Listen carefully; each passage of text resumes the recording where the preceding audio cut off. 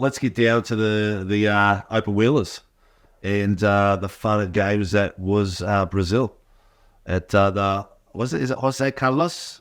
Autodromo de Jose Carlos. Yeah. Pace or something like that. Yeah. I was wondering what you were saying. I thought I had to get the defib out. As- We were thinking, As one of our fellow commentators, Greeny, calls it Interlegos. Interlegos. Into Legos. Yeah, I'm into Legos. My young fellas into it like crazy. Look, another great weekend of racing. Unfortunate for the Aussie boys. We had a bit of a debate about it earlier. Pace was good for both of them. Dan had a bit better pace than the Oscar did, unfortunately. Oscar's still getting the grips of the tyres. I think that's his only issue. Once he gets around that little gremlin, he's going to be super fast. He's always going to be behind because, I mean, Lenner's 5 years. Yeah, 5 years with the car. So, I mean, it's 1 year, so it's amazing. you got to step behind. How one set of updates that they did. Change the car. Yeah. Incredible. He's got drag is gone. He's got some great top speed. You can look at the opposite of that. Look how bad Aston Martin have gone. Well, they did really Aston Martin haven't moved. I know. Yeah. Just- we got backwards, isn't it? Well, got a podium. It's one of the greatest fights we've seen for a long time between him and Perez for that final position. Yeah. In the end, it was like, Yeah. you know, They have got the pace back now. Yeah. I think, well, Is it a bit of an anomaly? I think Was it one race? you went as an Aston Martin. I don't think so. No, you mean for No, that race? as in for that race, was there? I don't know. Did their pace come back, or was it just sort of simulated to be back? Because Maybe. We'll know the next race, really. You're talking about a track that, you know, again, altitudes, heat, tyre wear, all that sort of stuff. Weather, lack of rubber. The most impressive thing is McLaren has actually had some consistent form. You know, they were supposed to be really bad at this track. Well, Quali's got stuffed up a little bit with the weather, so the weather came in the last few minutes, so that's where... Lando's been overdriving in the qualies. Yeah, well, not this time, though, but I mean, I think we got caught out with Oscar. I think he left it too late instead of going in a little bit earlier. Yeah. And I think he would have done better, sitting up higher. But yeah, it was just a big black cloud coming over the top of it. Yeah. And I saw it was up. Dan had lost the front traction in the S's that come to the back of the hill before you go up the made hill. a simple mistake. And that was it. It cost him. They didn't. I think it came out once. I think memory serves me correct. Yeah. Didn't come out twice, so that cost him. But anyway, let's talk about the race. Yeah. They got touched up in the backsides, didn't they? Both of them. Hang on. How close that tie to his head? That could have been life threatening. That, I mean, you talk about a tyre being flicked up in the air. The way it flicked up was ridiculous, and you could see him move his head. And that tyre, I'd love to see the. They didn't show his vision. They only showed like from the bar, and looking at it from the profile, it's just gone over his head and hit the back of the tail. It was amazing. I'm watching it, and the commentators are going, I don't know what happened to Dennick. And I don't know what they're watching, what monitors they are. You can see this tyre in the air and hit his wing at the back. And I was just fingers crossed. Please be Suki. Please be Suki. no, I knew straight away. And then the love tap from behind for Oscar was like, wow. Yeah, that was unfortunate. Double header for the Aussies. That was unfortunate. Yeah. That was. We actually had a very similar incident in the 86s. Similar accident to that in the 86s last week as well. It was just unfortunate. what's his tyres hitting rear wing? I can tell you a good story about one. Yeah. Was it in Interlagos as well? No, it was at Sandown in real life when a tyre came off the Grove car, tandem behind the wheel, and bounced and took off the rear wing off Cam Waters' car. And James Moffat's like, I felt a bit of touch at the back. Yeah. Meanwhile, the wing's doing these ones. And So it was. Dan, it was. What was he? He was a minute and something like 20 seconds behind, and he got that back to something like. He got back on the main lap, and then he was only like say 44 seconds behind, and then he was slowly catching, but he ran out of time. There was just no way he was going to make up that deficit. I think if he didn't go back in the pits, he was out there, he would have been in the top 10. Yeah, but that's the whole strategy they had to play. They'll play the pit strategy one. they were forced to. Yeah, exactly. Yeah. And they couldn't do anything about it. Yeah. So They needed a safety car with a. well, we talked about the actual safety car just before we went here. Basically, that Steve was saying that what happened and so forth. Where obviously the safety car did come out, and Oscar and Dan, thank you, did have to pit prior to that. So that's where they lost the lap. Because I was watching it, thinking, how are they lapped down? What's going on? Yeah. They didn't show it on the video, on the footage. So I think they're fortunate because they could have made 2 laps down. Because I'm pretty sure that if you go in the pits to get maintenance done, you go a lap down. You can get serviced inside the actual pit, the lane itself, and they can do what they can do there. But if you have to go in there, I'm pretty sure you get another lap down. So I think they were a bit fortunate in the end. That's something I've never heard of. So there's something for me. Because you've taken the car off your lead. No, well, that's what they were saying during the commentating. What, you go an extra lap down just because you're in the garage? Because you take the car off the track into the garage. So they just take a lap away from you. That sounds... Well, they didn't do that. That's what they were talking about with the commentators. They didn't do that to Perez in Mexico. He didn't lose any laps. No, but he didn't gain a lap. So he lost. He was 20 laps down. They did it for a reason anyway. Yeah. He was penalty and waste. Penalty. Yeah. So, But apart from that, I think the racing was sensational. I mean, Can we talk about DRS? Yeah. who's he? Because Daniel Riccardo was very vocal about how the DRS detection at The second corner. in the second corner. Detection. There's so many places where you get 2 doses. I mean, one of them is Melbourne.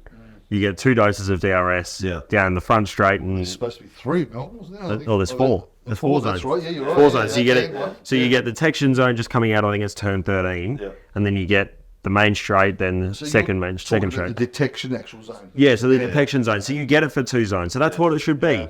It should be for 2 zones, because if you're Daniel Ricciardo, you're going, right, I'm going to sit in behind, and then going to use the DRS coming out again, try and stay as close as possible, exactly like you do at Melbourne, rather than get yourself past and then try and break the DRS in one corner. Was he racing? Was it Leclerc? Was it Carlos? Carlos. Yeah. Carlos, like, if he actually got in front of him, it would have changed the game. It would have changed the race for him again. So because he had pace at that time. After that, his tyres burnt out. He was gone. That was in the sprint, wasn't it? Yeah, it wasn't the sprint. Yeah. He could have got some. He could have got points in the sprint. He could have. listen, you can see the speeds there. Yuki did well as well, his teammates. So. It's a good turn for AlphaTauri. It is. Yeah. So the feedback that they're getting, or the feedback that Christian Horner was giving to the commentators, and that is like, how are you thinking about Dan's performance? And he goes, it's not just what's on track. He goes, they've been able to dial the car in now because of the feedback he's giving. They haven't been able to do that with these younger drivers. The lack of experience and the way this car handles, they haven't been able to dial it in because the feedback has been coming back all over the place. Yeah. Now Dan's got in this car, the simulator work he's doing, the track work he's doing, they've dialed this car in, and even Yuki said that the setups have changed so much, it's helping him get faster as well, because now he's got a car that he's feeling a bit more comfortable in. But the funniest thing in the F1 moment is when he loses his shit, and he goes off in the car, and it's the funniest thing going there. He's a laugh, but he's at least he's got some character. He does, rather than one particular driver in green, one particular driver racing man. He's sometimes he's just rather a petulant child, but that is money. Yeah. So I hate to say it. There's so much rumors going on about it as well. It's like, are they going to sell he's going to sell his shares or not? Are the board starting to get pressure on him about his performances? How long are we going to carry the kid for? You're talking about a kid it's a bit blinding because his dad's got all this money, he's brought him into racing, right? But he beat Max in the Renault series. Yeah. So he's not Max's level. We're not saying he's Max's level, but he's also not. I didn't mean it like that. He's also not Bruno Senna. He's also not some of these other guys that came in that didn't last. I think he's a better driver than the second Williams driver. What's his name? Logan Sargent. I think he's a better driver than Logan Sargent, that's for sure. He's improved. Yeah. Slightly, but... But the results aren't there. And at the end of the day in F1, you've got to have the results. And Agreed. that, It's Premier Racing. It's the elite. well, Daniel was on Jimmy Kimmel. Yeah, That was all right. Saw that, yeah. Yeah. And he was talking about, there's 20 of us driving Formula One in the world. Yeah. So it's like to get elite into sport. to get into that seat is not an easy feat. You need a lot of combination of money, backers, skill. Listen, you got. I think the big thing though is that we're saying that yes, Lance, doesn't have the performances to match. All you've got to look at is Liam Lawson coming in and smoking the field from his first, within only a couple of races that he did. He smoked all the You others. see the quality, the skills he's got is good. Look, the kid's racing all the time. Yeah. And they're putting him in all sorts of series. He was racing the GT series last year with I think they were in the Lamborghinis or Ferraris. Him and Albon the season before when Albon got kicked. Oh, in DTM. Yeah, that's right. So he's in everything. He's racing in the Super, in the Asians Championship. He's missed the title, unfortunately, in the last race. But I mean, he did miss a couple of races because that's he went and did some other cool stuff. So he did miss that out, but I don't think he'd be sad about it because I think definitely. he will definitely be an F1. It's a matter of time. I would not be surprised if Logan Sargent goes and he's in that seat. I would not be surprised. It would be surprised me. Williams is an American team. Yes, they are. They're owned by Deloitte's. Yeah, so I don't know about that. Yeah, I don't see him leaving a potential He Red won't Bull. leave. They might rent him out. They might let him out, but get him in a seat. They gave Albon away. Or I think that yeah, they did. He was a good driver. Red Bull gave Albon away. I don't think that, and I don't think it's in. It was Albert's choice though. At the end. It was Albon's He choice. wanted to go. I don't think Liam wants to go. No, Liam has been happy Red Bull his whole time. He's think happy to have Red Bull fan. He's Why- very why happy would to you be. go? Exactly. No, Exactly. no. They'll set him up. If anything, they might rent him out to another team. But there's talk about Aston Martin are going to be having 2026 or 2025 are going to be having Honda engines. So they've got rid of the Mercs. The story is that Yuki will follow that car because Honda wants a Japanese driver Behind the wheel. behind the wheel. One of their engines. And Yuki is improving. He's driving well. So they want to put him in that seat. So he might go across, and that might open the door for Liam. Well, wait and see. Yeah. Lots to play out. That's 2025. That's probably the earliest we will see him booked into a seat for round one. 2024, we'll know. You don't know. You'll see if Perez is going to stay or not. You'll see if Sargent goes or not. Beginning of the season, end of the season, I to be honest, The stride will I go. can't see Logan Sargent surviving. There's three drivers that are on the on the knife's edge that potentially could go. Well, who are your three? I'd say Logan Sargent is Sargent, is Stroll, Perez. Sargent, well, in that order, is their risk capability. Sargent is probably the most likely to go. I'd say it'd be about 90%, just about gone. Stroll would be sitting at about 75% because his dad's got a lot of clout. And Perez. Perez, it's 50-50 Perez. He's got to he's got to keep going like he's driving at the moment for the rest of the season and start a good season next year. Well, I think he needs to take that second position. Championship. Championship-wise. I don't see him surviving post-season review. If Hamilton gets up. Honestly, I don't see him surviving a post-season review if he's not second in the championship. Yeah. I don't see him surviving. I agree. I'd say he's gone. Yeah. You can see him, if he doesn't retire, you can see him at Williams. And you can see young Liam in the I don't think. in the AlphaTauri. I don't think he'll go backwards. No, I don't think. I think if Red Bull decide he's done, he's done. That's I agree. the sad part of it. He's But been there too long, that in the back area. Why would you go back again? Especially after tasting it. Yeah. Yeah. Well, there's a lot to play out. I guess there's a lot of we could talk for hours about this stuff. Anything else that's out in the world that we've missed? That's going? Are we just going to brush over the fact that Las Vegas is this weekend? Oh, Rumors are on ticket sales alone, plus forecast, attendance. It will be the largest sporting event ever held in the world.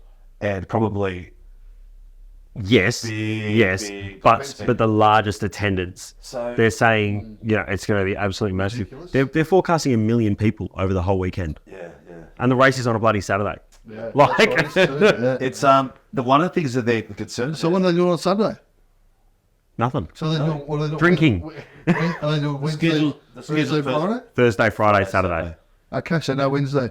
Yeah. Well, not on every track you have the 4 days. Some tracks you have 3 days. Yeah, okay. Depending which track. F1 only runs 3 days always. Yeah. Wednesday is normally saved for support categories, but I don't think there's any. No, there's no Wednesday. It's usually Thursday. I don't think Friday, there's no. I don't think Saturday. there's any. There's no support categories. I don't know. There are no support categories at Las Vegas. Yeah. It's all what's happening off track. Yeah. Yeah, but they're concerned about the track temperature. Yeah. They are saying at the moment that they'll be lucky to get 40% of the heat into the tyres they need because it gets cold there. It gets really cold. So you got a green track, gets cold, dust everywhere, dust everywhere, And extremely high speeds. at extremely high speeds. So it's going to be very, very interesting. I've been to Vegas, and it's I don't know why they run it during the day. It's hot, but it's Vegas. Yeah. Under lights. Under lights. An Got the F1 fountain car. going on. An F1 car under lights around Vegas. I mean, they're all going to come out with glittery liveries. Like, they're all going to come out with them because it's going to look absolutely incredible on track. So it's this weekend. I'm looking forward to it. I have too. I am definitely looking forward to having a couple of hard beverages on Sunday afternoon whilst I'm watching the race. Time it is I think it's about 5 o'clock our time on Sunday. Friday morning. Night, isn't it? PM. Yeah. Oh wow. Yeah. Serious? Yeah. Oh, how good's that? I think it's about that. Hang on. You sure about that? Yeah. I gotta commentate. Maybe the race will just finish in time. Anyway, look, it's going to be spectacular no matter what happens. There's going to be a lot of glitz and glamour. There's going to be a lot of high-profile people there, Hollywood stars. As Hang on. expected. Oh, yeah, hang on. Pause. Hollywood stars buying into Alpine. Like, what the hell? I know. What's going on? It's an opportunity. You've got golfers, like world-class golfers. Ryan Reynolds has bought into them. Some of the big NFL stars have bought into the basketball stars. It's like, what are they doing? Are they trying to set up a new Hollywood team? It's like, I think Tom Cruise will probably buy into them soon. No. I just don't understand Alpine, seriously. I do not understand it. Yeah, you know, there's Renault, one of the biggest car manufacturers in the world, or one of Their the. business strategies are mind-boggling, I aren't they? don't understand it. For Ryan Reynolds to buy into Alpine says something. You know- He bought Wrexham But why? and's taken them back to But the top flight English What are football. they trying to achieve? What are they trying to achieve by that's the business? exactly what I don't understand. Yeah. You gotta look at There can't be the money. There can't be the money. Why are we selling these shares to a golfer, to an actor? What are they doing? To a boxer? It's just All right. crazy. Yeah, I don't know either. It's quite weird. Well, look, I guess we'll find out more as it goes along. That maybe they want to let the profile MP maybe is struggling in the profile department across the world. I don't know. I know that Ryan Reynolds is. Maybe next year As far Alpine as gets lifting- P3 in the championship. Yeah, well, who knows? And then we will definitely look like right idiots here, won't we? What were they doing buying in? Oh, that's what. It'd be happy to be proven wrong. Yeah, exactly. Look, I'm flabbergasted by it all, but anyway, it is what it is. We'll see how it unfolds as it is with F1, and it takes a few years for all these things to come through. With everything they're doing, I'm loving it. I'm enjoying it. I'm hoping that in the not too distant future, we'll be able to talk a bit more about local Australian driving as well, because I want to sit down with Shannon's and maybe do L plus us drive. cover the Shannon Speed Series. So maybe there's a few interviews with drivers and stuff like that. These up-and-coming drivers as well. That's not always the big names that are out there. I've got a good gimmick. Why don't we do a Shannon's old car, and we do an interview on the car while I'm driving? And Carpool karaoke style. Yeah. Yeah, everyone pile in the back of the Santa Fe. Let's go. The Preachmobile. Oh my God. Oh, I think I'll skip that one. Anyway, I suppose it's about time to wrap up. Yeah, it is. So I was starting to waffle and let's dribble a bit crap out again like we did last time. Look, thank you very much. Thank you, Preach. Thank you, Dean. It's been a pleasure as usual. We're coming up to another 2 rounds for the rest of the season for our SRW series. We'll continue the show through. As long as there's things to talk about, we will. There will be a bit of a hiatus for Channel 31, but the next few weeks, a lot of stuff coming through. A lot of fun to be had. So thanks for joining us, and good night from me, gentlemen. Love you long time. Good night, viewers. All right, take care and see you next week. Cheers. To Total One, this is amazing. It's clash heads again. This is like Chaz Mostyn Cam Waters, almost the same situation. Bit of contact going down to the hill. Sam Noble wants to step on